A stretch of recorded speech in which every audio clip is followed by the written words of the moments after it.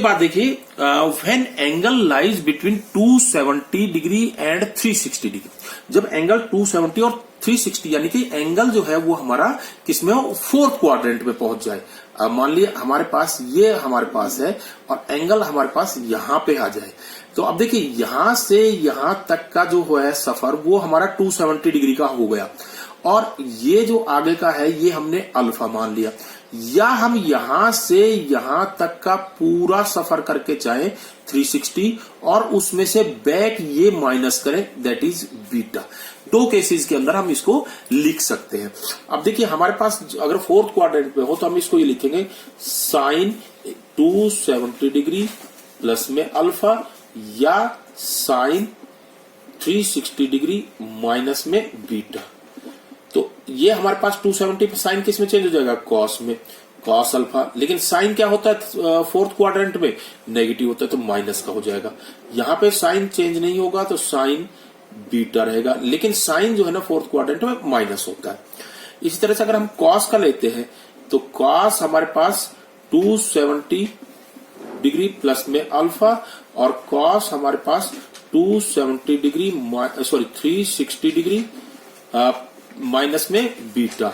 तो यहां पे हमारे पास कॉस किस में कन्वर्ट हो जाएगा, साइन में, तो दैट इज साइन अल्फा। लेकिन कॉस जो है ना वो पॉजिटिव होता है, और यहां पे हमारे पास ये इस कॉस का कॉस ही रहेगा, कॉस बीटा। और कॉस क्या होता है फोर्थ क्वाड्रेंट में, पॉजिटिव, इसलिए कॉस पॉजिटिव रहेगा।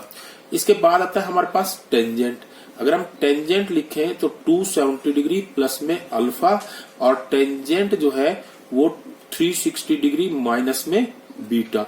अब 270 पे टेंजेंट किस में बदल जाएगा, कोटेंजेंट अल्फा में, लेकिन टेंजेंट फोर्थ क्वाड्रेंट में माइनस होता है। और यहां पे हमारे पास क्या रहेगा, टेंजेंट ही रहेगा, टेंजेंट बीटा, लेकिन फोर्थ क्वाड्रेंट में माइनस होता है। अगर हम फॉर एग्जांपल लेते हैं, हमने लिया कि कॉस 330 डिग्री। अब 330 डिग्री फोर्थ क्वाड्रेंट में लाई करता है। अब इसको हम क्या लिख सकते हैं, हम इसको लिख सकते हैं कॉस 270 डिग्री प्लस में 60 डिग्री, और एक लिख सकते हैं हम इसको कॉस 360 माइनस में 30 डिग्री। दो तरीके से लिख सकते हैं, अगर आप इसको कराओगे तो यही आएगा।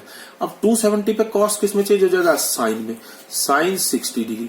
लेकिन कॉस जो है ना वो पॉजिटिव होता है, इसलिए इसका साइन पॉजिटिव रहेगा, और साइन 60 डिग्री होता है √3/2।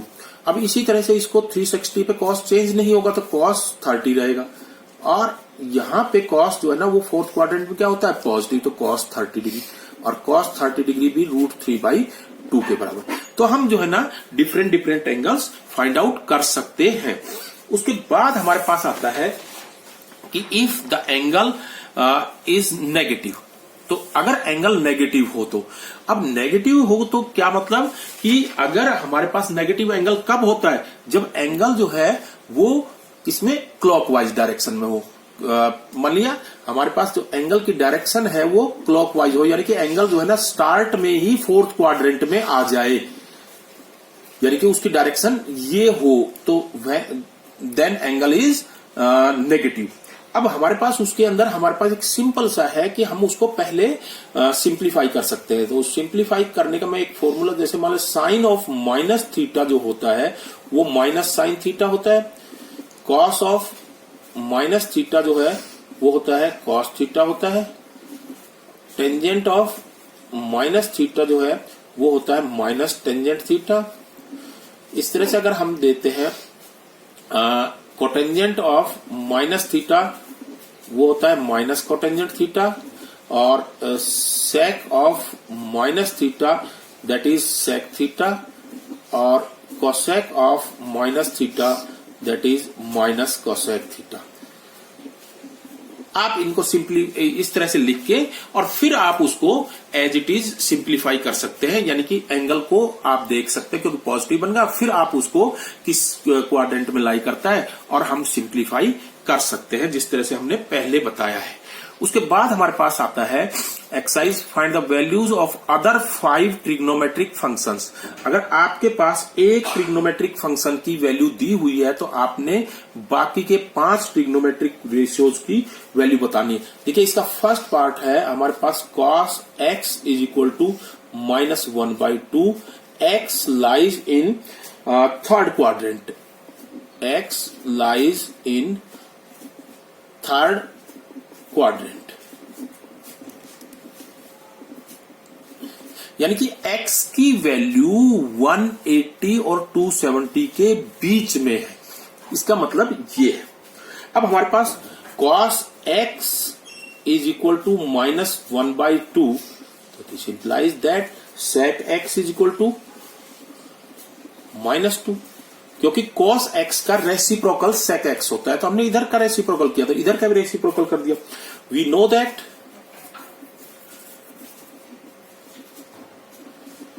cos sin square x plus में cos square x is equal to 1, हमें ये पता है। तो sin स्क्वायर x हमारे पास क्या हो जाएगा, sin square x is equal to 1 minus में cos स्क्वायर x, और इसकी वैल्यू रखेंगे तो 1 माइनस में cos x की वैल्यू क्या है, माइनस में हाफ का स्क्वायर, और इसको हम क्या लिख सकते हैं 1 माइनस में 1/4, और इसको सिंप्लीफाई करेंगे तो ये आएगा 3/4, और 3/4 आने के बाद हम इसको लिख सकते हैं कि sin x इक्वल टू, जब हम इसका स्क्वायर रूट लेंगे तो दैट इज प्लस माइनस में √3/2, ये आ गया हमारे पास। अब हमारे पास हम ये लिख सकते हैं कि सिंस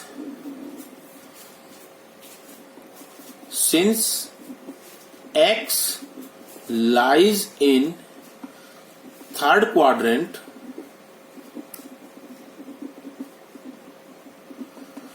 so sin x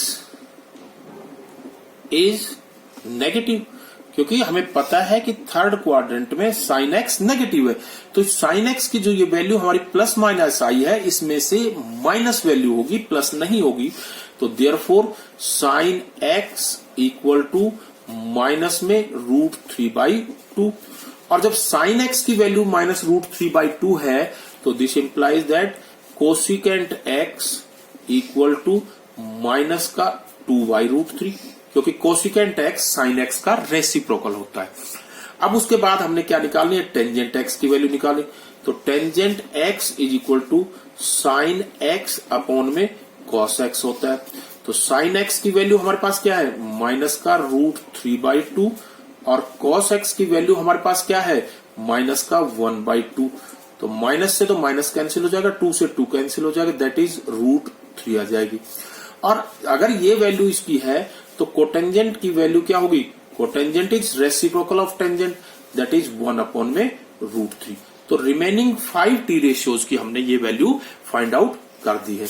उसके बाद हम क्वेश्चन नंबर 3 करेंगे। क्वेश्चन नंबर 3 हमारे पास यहां पे है गिवन कि cot x is equal to 3/4, cot x is equal to 3/4, x lies in third quadrant.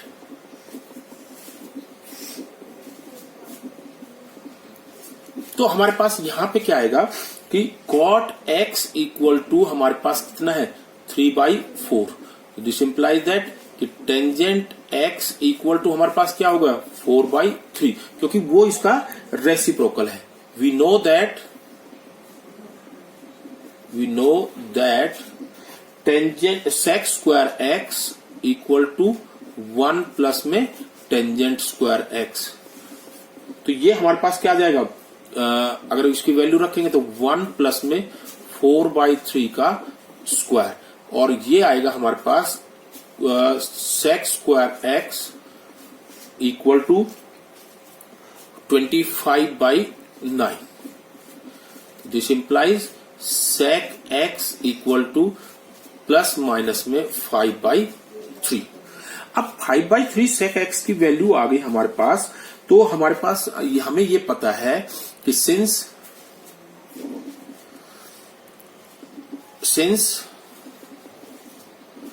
x lies in third quadrant, so sec x is sec क्या होगा थर्ड क्वाड्रेंट में negative, sec x is negative, तो हमारे पास क्या आ गया sec x equal to minus में 5/3। और देखिए sec x का जो रेसिप्रोकल है वो हमारे पास क्या होता है, cos। तो हमारे पास क्या जाएगा, cos x is equal to minus में 3/5। अब हमारे पास cos x आ गया और sec x आ गया है और टेंजेंट x आ गया। तो हमारे पास यहां से हम sin x निकाल सकते हैं। देखिए sin x is equal to tangent x into में cos x हम लिख सकते हैं। तो हमारे पास टेंजेंट x की वैल्यू क्या है, 4/3 और इंटू में cos x की वैल्यू क्या निकाली है, माइनस में 3/5 और ये आ जाएगा हमारे पास माइनस में 4/5। और sin x की वैल्यू के बाद हम cosec x की वैल्यू निकाल सकते हैं। तो cosec x is equal to reciprocal of sin x that is minus में 5/4। उसके बाद हमारे पास क्वेश्चन नंबर 4 आता है। क्वेश्चन नंबर 4 हमारे पास है, क्वेश्चन नंबर 4 की देखिए sec x इक्वल टू हमारे पास कितना है, 13/5 and x lies in fourth quadrant.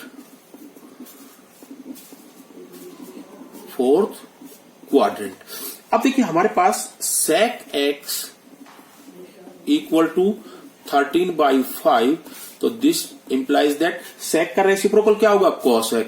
तो cos x is equal to 5/13 आ गया। वी नो दैट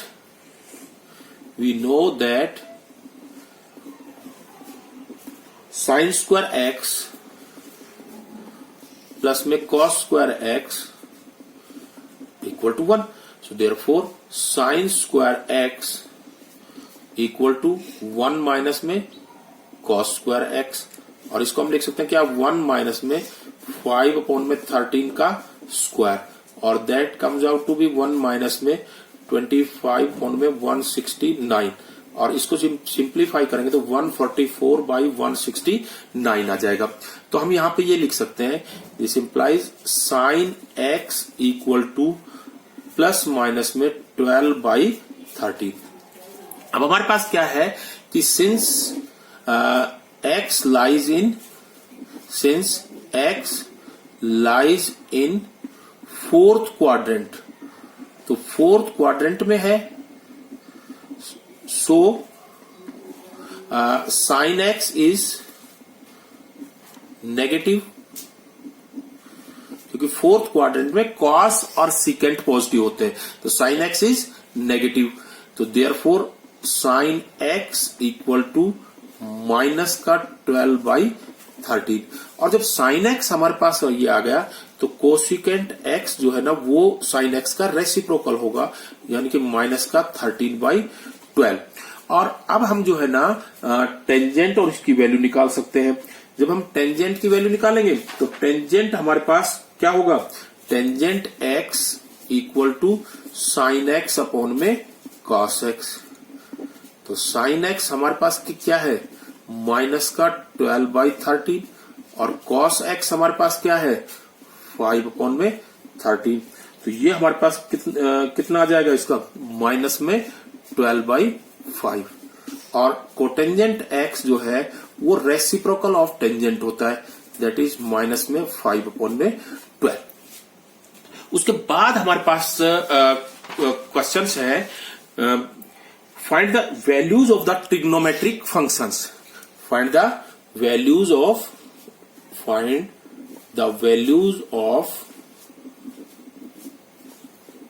ट्रिग्नोमेट्रिक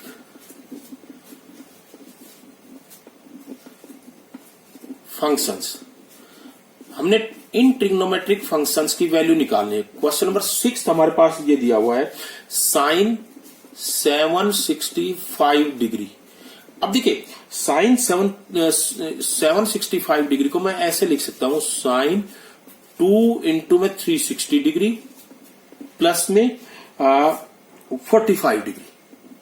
मैं आपको देखो थोड़ा सा इसका समझाता हूं कि देखिए हमारे पास अगर हम ये लेते हैं क्वाड्रेंट सिस्टम, तो एक राउंड पूरा जब लगाएगी तो 360 का पूरा होगा, फिर हमने एक राउंड और लगाया यानी कि 720 हो गया, यानी कि 2 राउंड पूरे लगा लिए और 2 राउंड पूरे, ये यहां पे 2 राउंड पूरे हो चुके हैं। अब इसके बाद एंगल 45 डिग्री आगे बढ़ेगा क्योंकि यहां तक 90, तो 45 डिग्री यहां जाके, तो इसका मतलब एंगल, ये जो कंप्लीट एंगल है that lies in first quadrant, इसका मतलब ये किस में लाई कर रहा है, फर्स्ट क्वाड्रेंट में। अब फर्स्ट क्वाड्रेंट में लाई कर रहा है तो आपको देखो मल्टीपल ऑफ 360 है तो साइन तो चेंज होगा नहीं, साइन ही रहेगा, साइन 45 डिग्री, ये हो गया, ये 45 डिग्री। और ये एंगल कौन से क्वाड्रेंट में लाई कर रहा है, फर्स्ट में, और फर्स्ट में सारे ट्रिग्नोमेट्रिक रेशियो क्या होते हैं, पॉजिटिव, तो ये साइन इसका पॉजिटिव रहेगा। और साइन 45 की वैल्यू क्या होती है, 1/√2, ये वैल्यू निकलेगी। उसके बाद क्वेश्चन नंबर अगर हम 7th करना चाहें, देखिए 7th क्वेश्चन हमारे पास ये दिया हुआ है, कोसेक माइनस में 1410 डिग्री। अभी देखिए मैंने आपको बताया था नेगेटिव ऑफ एंगल, तो नेगेटिव के अंदर मैंने बताया था कॉस और सेक जो है ना वो पॉजिटिव होते हैं, तो अगर आप इसको लिखेंगे तो ये आ जाएगा माइनस का कोसेक 1410 डिग्री, ये पॉजिटिव बन गया, ये साइन बाहर आ गया। अब हम इसको उसी तरह से सिंप्लीफाई कर सकते हैं, इसको हम ये क्या लिखेंगे, माइनस का कोसेक, और इसको जो है 3 इंटू में 360 डिग्री यानी कि, और प्लस में 330 डिग्री। देखिए मैं आपको फिर दोबारा समझा रहा हूं, यहां पे हमारे पास 3 कंप्लीट एंगल लगा लिए और 3 कंप्लीट एंगल लगाने के बाद ये एंगल यहां पे टर्न होगा, ये क्या है, अल्फा है, बीटा है, क्या है, इससे हमें कोई मतलब नहीं। इसका मतलब इसको हम फर्स्ट क्वाड्रेंट में मान के चल रहे हैं यहां पे, तो हम इसको क्या लिख सकते हैं, देखिए माइनस का साइन तो है, जब ये मल्टीपल ऑफ 360 है तो कोसेक तो चेंज होगा नहीं, मैंने आपको बताया था कि 180 और 360 पे चेंज नहीं होता, तो ये कोसेक का कोसेक ही रहेगा, तो कोसेक, और ये कितना आ गया 330 डिग्री। अब और कोसेक जो है ना वो फर्स्ट क्वाड्रेंट में क्या होता है, पॉजिटिव होता है। अब आप इसको देखिए फिर दोबारा से कन्वर्ट कीजिए माइनस में, अब मैं इसको ये लिख सकता हूं कोसेक, इसको लिख सकता हूं 360 माइनस में 30 डिग्री। अब आप देखिए 360 माइनस में 30 डिग्री, एक अगर हम इसको ऐसे लिखते हैं 360 यानी कि यहां से लेके यहां तक पहुंच गए और फिर वापस 30 डिग्री हम आए हैं, तो ये एंगल बना है, तो ये एंगल कौन से क्वाड्रेंट में होगा, फोर्थ क्वाड्रेंट में। अब देखिए आप जो है ना 360 पे कोसेक तो चेंज होगा, ये तो माइनस साइन रहेगा, और कोसेक 360 पे चेंज नहीं होगा, कोसेक ही रहेगा, और कोसेक 30 डिग्री। लेकिन और आप देख रहे हैं कि कोसेक फोर्थ क्वाड्रेंट में क्या होता है, माइनस का होता है, तो यहां माइनस साइन लग जाएगा, और जब ये साइन वो होंगे तो ये आपका क्या आ जाएगा, कोसेक 30 डिग्री। और कोसेक 30 डिग्री की जो वैल्यू है वो हमारे पास कितनी होती है, 2।